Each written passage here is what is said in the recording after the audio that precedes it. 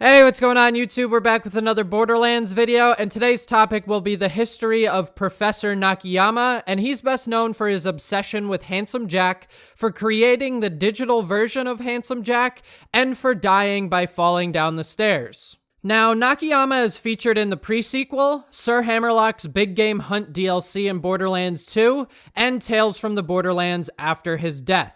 He's in no way a major character to the series, but he's responsible for some pretty major events. The first one being his obsession with Handsome Jack, leading him to work tirelessly to create a clone of Jack. In the mission Handsome AI from the pre-sequel, we see his first attempt at creating the digital version of Jack. Robo-Jack is a sassy little unique loader bot that is pretty damn funny, but ultimately a failure. Nakayama even admits that it could use a few more revisions. Professor Nakayama is quoted in saying, "I think the AI Jack thing might not be such a bad idea. Oh man, if I could clone a body for Jack, I could put the thing in the thing, and it would be Jack.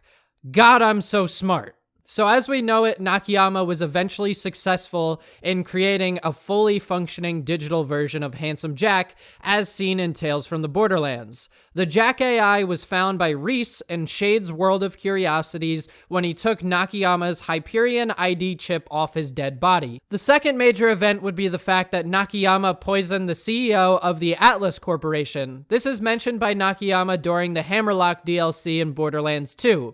And while we don't know too much about the event, what we do know is that Atlas was extremely important in the series, and killing the CEO of a rivalry company is a pretty big event, especially when you're dealing with Hyperion. Now, I mentioned earlier that Nakayama is extremely infatuated by Handsome Jack, and he constantly makes it known that he wants to be like Jack or have Jack notice him. We know this due to the fact that Nakayama has said things like, "I'm thinking about getting a tattoo of Jack's face on my everything," and the fact that he mentions his doctorate degree is actually in botany, but he pretended to be a geneticist so he could work with Jack. Another widely overlooked portion of the Borderlands lore is the fact that Nakayama had created a mini version of the Destroyer.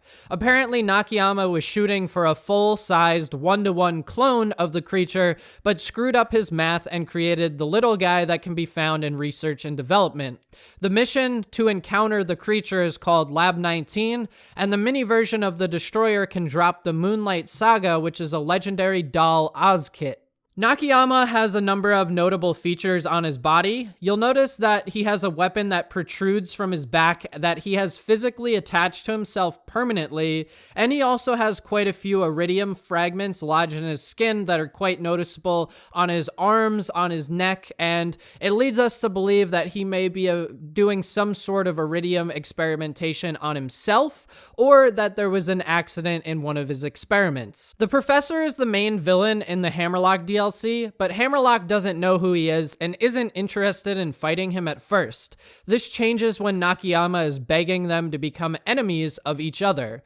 The Professor has created a number of different animals or monsters depending on how you want to look at it, all with Jack's face. The final boss in the DLC is called Jackenstein, which is Nakayama's not-so-secret weapon that he has essentially mixed a bunch of Hyperion tech with a bullymong that he stapled Jack's face to. He also has created Woundspike, who is a Borok that has a Hyperion turret grafted onto its back, with a Handsome Jack mask as well. And lastly, Professor Nakayama only ended up on Agris due to his ship, the HSS Terminus, crashing because Claptrap disabled the autopilot. He was on board looking to go on vacation, but in typical Claptrap fashion, he screwed up everything. Alright guys, so that was the history of Professor Nakayama. If you guys liked the video, go ahead and leave a like. If you got something to add or a question or you want something cleared up, go ahead and drop a comment down below. And if you're into Borderlands, consider subscribing. I'll see you in the next one. Later.